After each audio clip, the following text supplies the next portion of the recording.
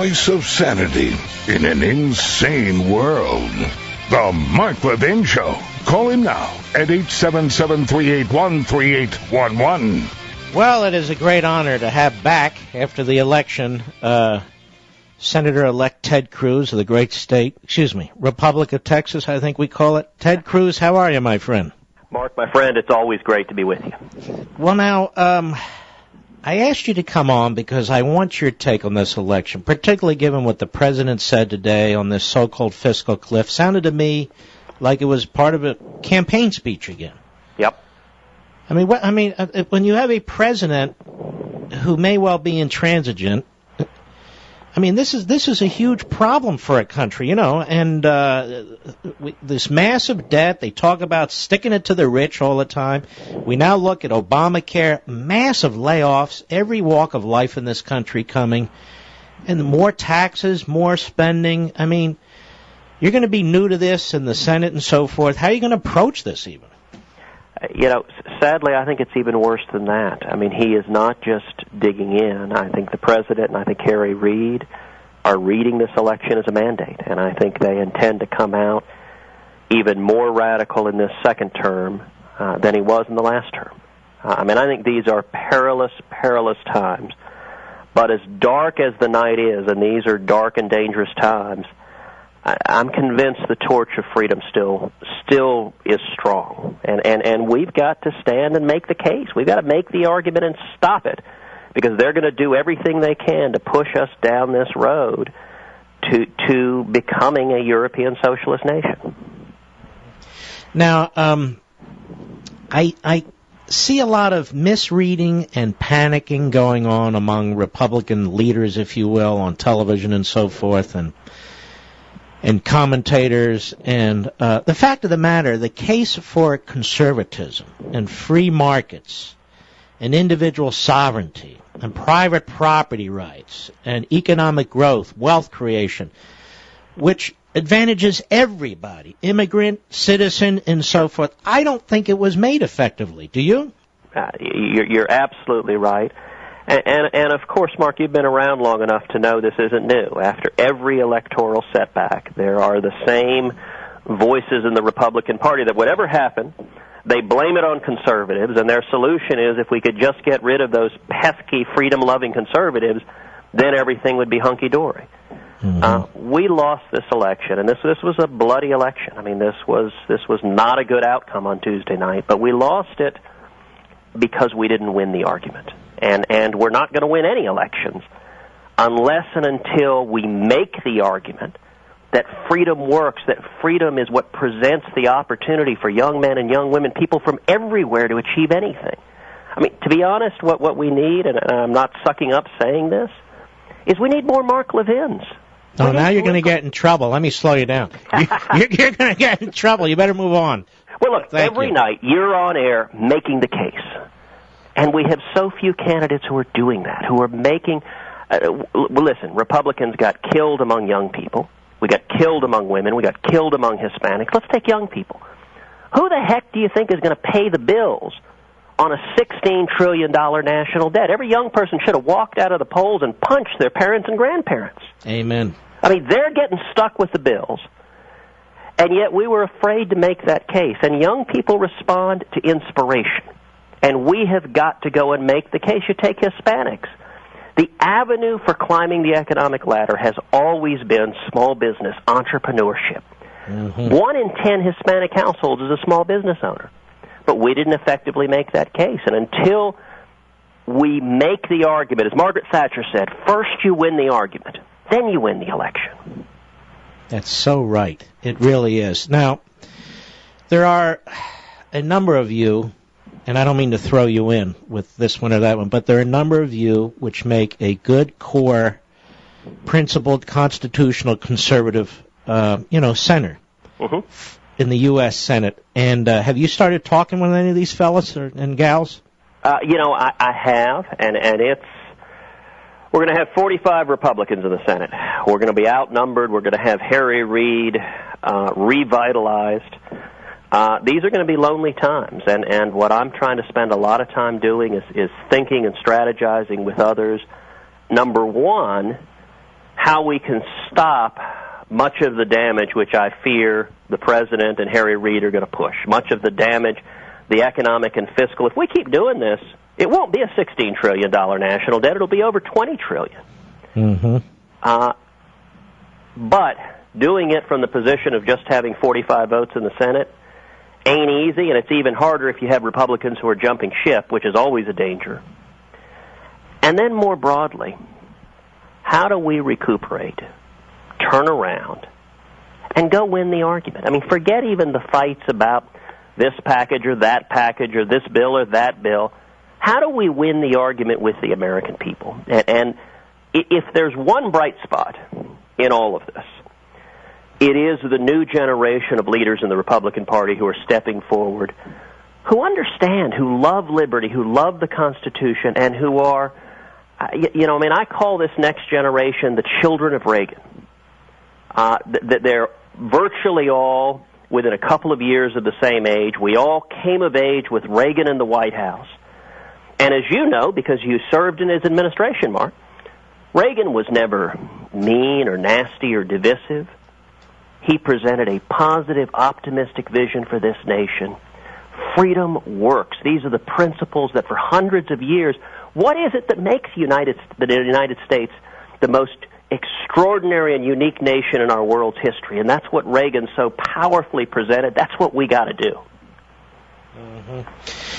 And I think one of the things we shouldn't do is suddenly embrace Obama, the left, the Democrat Party's arguments, which are government-centric, right, which do pander based on race, because as you point out, I mean, these ideals, these principles about liberty and wealth creation and private property rights and so forth, this is, for the most part, why people try to come here in the first place.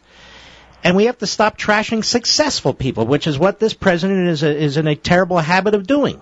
That's exactly right. You know, what I said on Election Day is I said, if the president means what he says on the campaign trail, if he actually means that he wants to bring people together and shrink the deficit and shrink the debt and reduce the burdens on entrepreneurs to get people working again, then I'm happy to work with him. Look, this is not just a partisan divide. This is about standing for principles of liberty and standing for our country.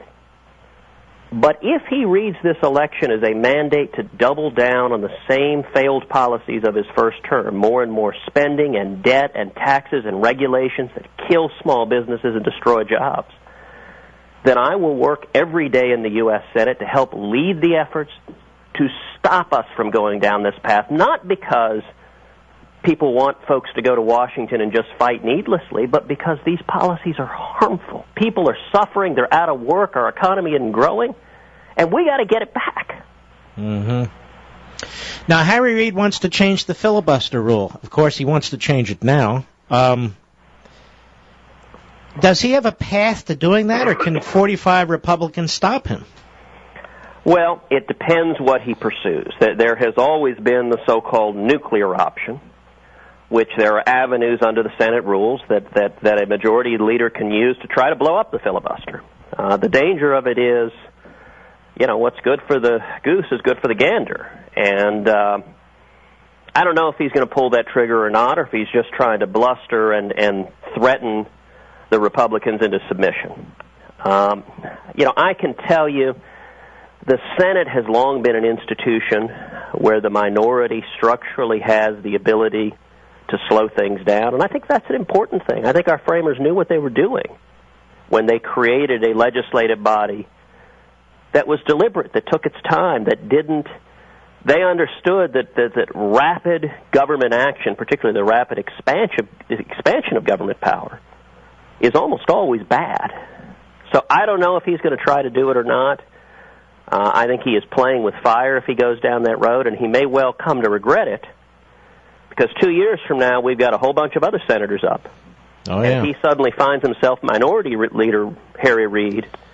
He may suddenly think that the filibuster is a pretty good thing, and if he's done damage to it, he will find himself living with a weakened Senate where he has been the one doing the weakening. Ted Cruz, one final question. I know this is your period when you want to spend time with your family before you come into Washington. Let me ask you this. I'm very, very worried about the Supreme Court. 1, 2, 3 vacancies there. Schumer would lead or threaten filibusters, not even on the Supreme Court, to prevent wonderful, wonderful nominees, Miguel Estrada, I can go down the list, from even serving on circuit courts. Are we going to play, knuckleball with these guys the way that they did with us, or do we know? I mean, we can't really afford to load up the Supreme Court with a bunch of liberal activists. Look, you are exactly right. That's one of the things I wish we had done a lot more talking about in this election. Most Americans don't realize how incredibly, perilously close we are to a Supreme Court with 5 far-left judicial activists on the court. We are 1 vote away from that. If Barack Obama has the opportunity to replace either one of the 4 conservatives or Justice Kennedy, this court flips, and it flips so dramatically as to be breathtaking. As you know, many of the cases that I fought as when I was Solicitor General of Texas, defending the 10 Commandments, the Pledge of Allegiance, the Second Amendment, standing up to the World Court and the United Nations, defending U.S. sovereignty, every one of those decisions comes out 5-4 the other way if Obama gets one more appointment from one of the conservatives. It's amazing, isn't it? I mean, it is. We are looking at it. Let's take something like the Second Amendment. We are 1 vote away from the Supreme Court concluding that no American has any right whatsoever under the Second Amendment, that none of us have any right. I mean, it really is a radical position. And so I don't know what other Republicans are going to do. I can tell you there's no responsibility I will take more seriously once sworn into the Senate than the constitutional obligation to advise and consent on nominations, and in particular Supreme Court nominations. And I think principled conservatives in the Senate may be the last bastion to stop radical Supreme Court nominees that could undermine all of our liberties. And that's one of the things we've got to go make that case and make the argument to the people so they understand just what's at stake in that. You're such a breath of fresh air, and I'm so thrilled you're going to be in the U.S. Senate. I'm thrilled for you. I'm thrilled for the nation, the people of Texas. My best to you and my best to your family. God bless you, my friend. God bless you. And as dark as it is, I know your listeners remember 1978, 1979. Those were dark times. Our economy was struggling. Our hostages were languishing in Iran. We had a far-left president, just like Obama, in the White House. And yet it took Jimmy Carter to give us Ronald Reagan. And I remain convinced the most long-lasting legacy of Barack Obama is going to be a new generation of leaders in the Republican Party who stand and defend liberty, defend the Constitution, and that's what's going to turn us around. Well, that's very exciting. That is. Meantime, we have to battle this guy every inch of the way. You'll be leading that way, among others, but there's no more articulate spokesman for conservatism and Americanism. And I want to thank you again and wish you all the best. Well, you too, and onward to save the country. Amen. God bless. That's Ted Cruz, Senator-Elect from Texas. I wanted you to hear him today because he's such a brilliant man. He's such a courageous political fighter. He took on the establishment in Texas. And it's what I talked about yesterday. When you look at the bench that the Republicans have, most of the members of that bench that we talk about, Cruz, Rubio, Mike Lee, Rand Paul, governorships across the country, these people didn't come through the Republican Party. They had to fight the Republican Party to come through the Republican Party. That's why we don't allow them to attack us, conservatives, Tea Party activists, and so forth. Imagine him as Speaker of the House, by the way.